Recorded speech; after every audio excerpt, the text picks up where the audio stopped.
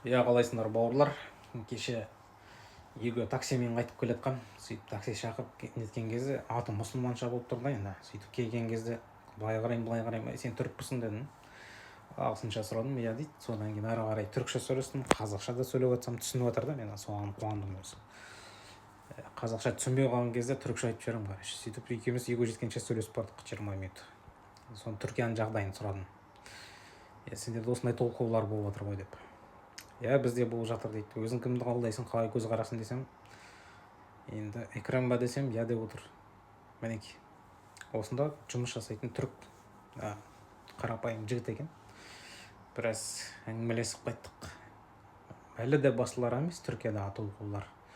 Күндіз түк болмағандай, мысалға үшін барлығын тып-тыныш жинастырып бүйтеді, кешкісін арнайы белгіленген уақыттары бар, олардың сол кезде шығып өздерінің қарсылықтарын білдіріп қазір күресіп жатыр.